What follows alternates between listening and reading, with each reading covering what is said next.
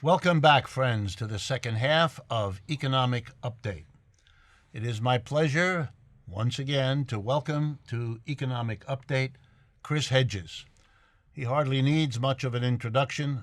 You've all seen him on this program before and in countless other opportunities that you've had. But to remind those of you that may not know, Chris is a columnist for Truthdig. He teaches at the Princeton University in a program for incarcerated prisoners.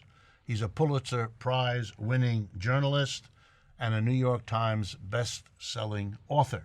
His most recent work is called, in a very suggestive title, America, the Farewell Tour. Thank you, Chris, for joining me today. Thanks, Rick. Okay, let's talk a little bit about the book and then about some of the issues that you raise in the book. For me, what jumped out when I first looked at your book was a line that appears more than once, that the United States seems to you to be a society that is, and I'll use your word, unraveling. Tell us what you mean.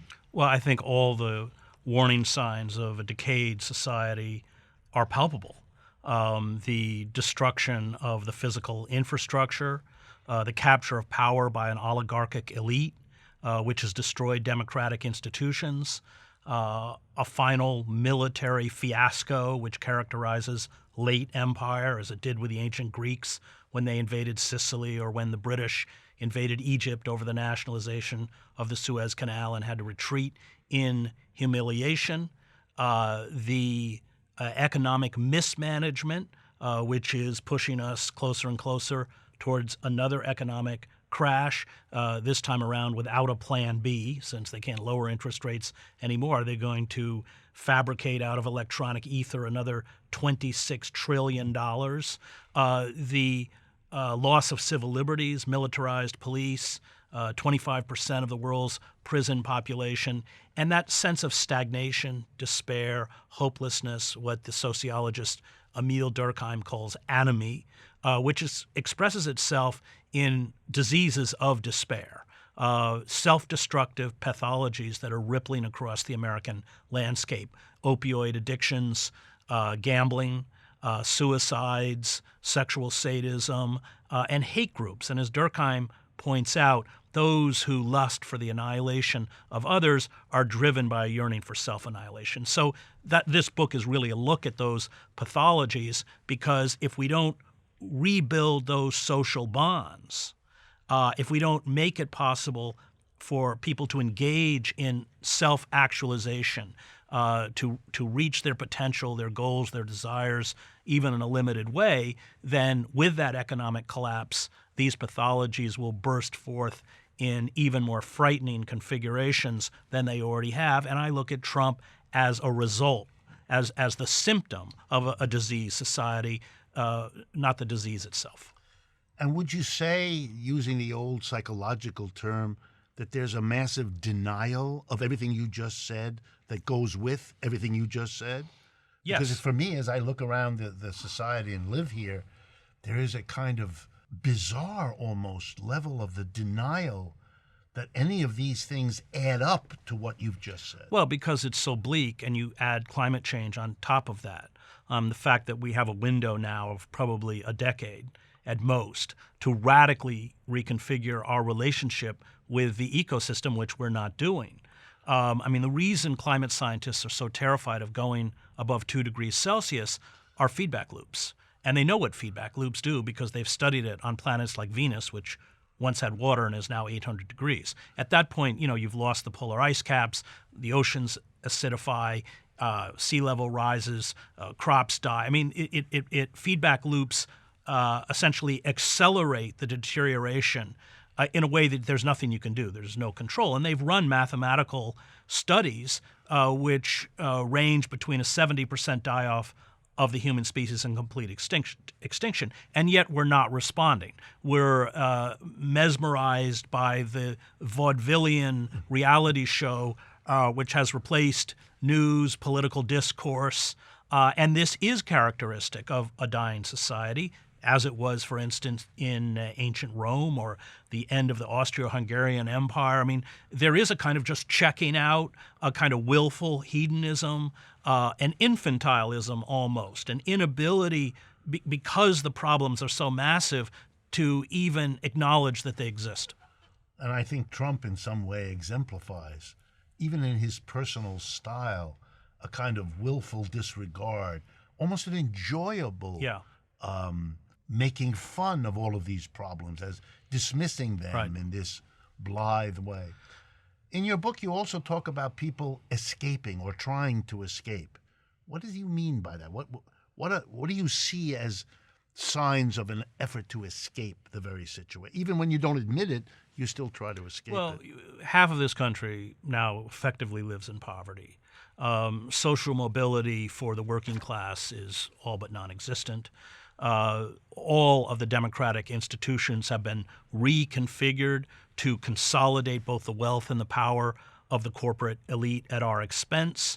As you know better than anyone, what did they do with this fabricated money? They bought back their own stock, or they gambled. I mean, the fracking industry, for instance, is a losing enterprise. It doesn't make money, but its value is based on projected profit, not real profit. Well, that's exactly what we saw with the dot-com, crisis. And they extract debt peonage on a beleaguered population because the money has to be paid back, even though they got it at 0% interest. And that's student loan debt, $1.5 trillion, household debt, your credit card, you're late on your credit card, it goes to 28%. It's why they suppress wages, although productivity since 1973 has increased by 77%. You still have a third of the workforce earning less than $12 an hour, and that's by design. So they're oppressing a beleaguered working class in an effort to essentially pay off the money that they have been handed by the Fed. But it's an insane system. The New York Times had a story the other day that I think by next year we'll be paying, $370 billion a year in interest, and within 10 years it's $900 billion. It's not a sustainable system. No. And yet they are kind of, to use that phrase they always use about Mattis, and there are no adults in the room. Nobody is confronting any of these crises which are impending. And I really, as I do in the book, look at the Christian right, and I wrote a book on the Christian right 10 years ago called American Fascists, the Christian Right and the War on America. And I don't use that term lightly. I'm a seminary graduate. But I look at them as our version of a fascistic movement which has embraced that magical thinking. The rapture, which isn't in the Bible, the whole sort of heretical belief that if we buy enough prayer cloths and give enough money to our megachurch and make our megachurch pastor a millionaire, Jesus will give us a Cadillac. I mean, it's an utter perversion of the Christian religion, and it's been used to sacralize the worst elements of American imperialism, American capitalism, white supremacy, homophobia, Islamophobia, and everything else. And it has perpetuated among tens of millions of our fellow citizens the kind of utter denial of fact and magical thinking that Trump exemplifies. And I often hear people say, well, how can Trump build an alliance with the Christian right?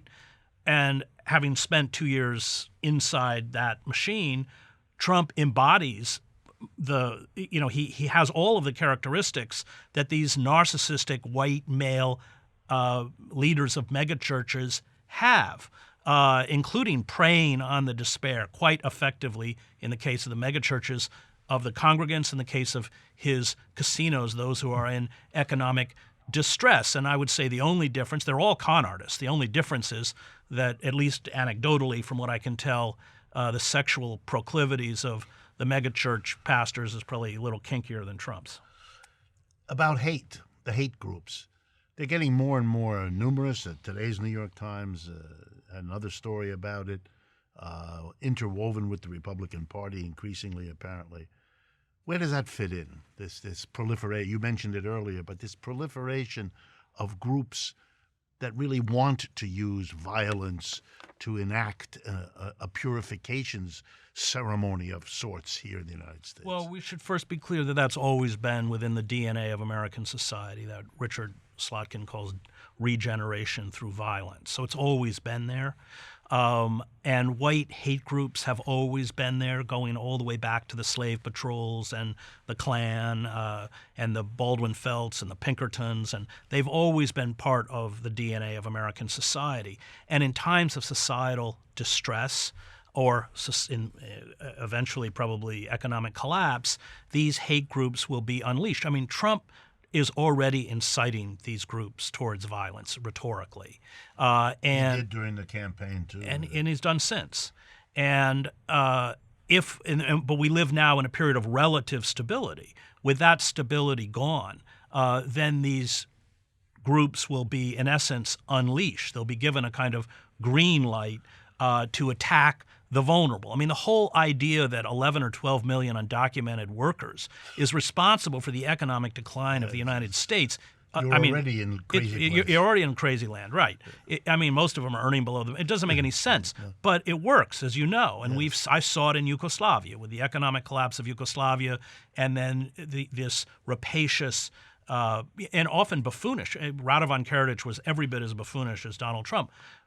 So were the Nazis. I mean, Hitler couldn't even speak proper German.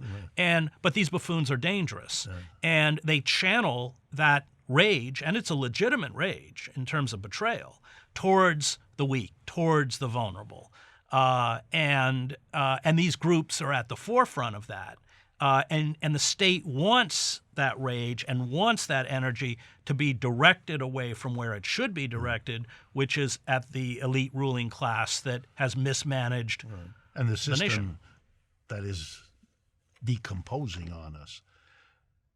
As we come towards the end of the program, I have to ask the question, how did you assess the Kavanaugh hearings, this whole spectacle that we had for several weeks around the Kavanaugh Supreme Court nomination? Well, that's what it was, a spectacle. It was political theater. The outcome was utterly preordained.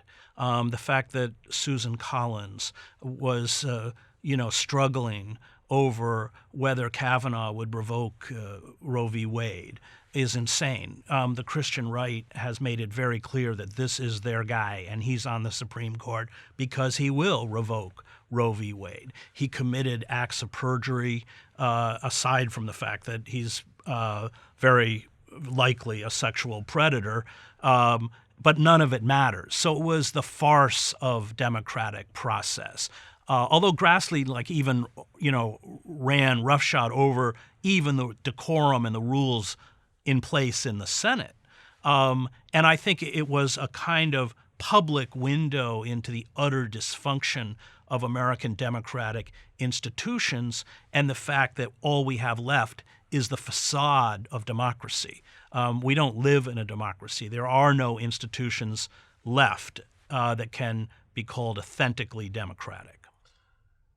In the time we have left, where is it going? I know it's difficult and no one can see the future, and I don't believe in prediction. Right. But nonetheless, what's your gut? Where is this that you so eloquently described? Well, we know where it's going vis-a-vis climate change. That's not I meant disputable. more the social dimension. Well, it's unraveling. I mean, when you have a figure like Trump, you look to the end of the Roman Empire with Caligula, Nero, Commodus. He actually reminds me of Commodus, who was not interested in governance. It was just a big show, and he dressed himself up and went to the arena and fixed fights, and that's kind of like Trump. Mm-hmm. So, but we know where it's going. I mean, decay, we have a kind of roadmap by looking at decaying societies, and they have very similar characteristics, as Joseph Tainter has pointed out, in the collapse of complex societies, including at the end the withdrawal by a hedonistic and irresponsible elite into the Forbidden City or something.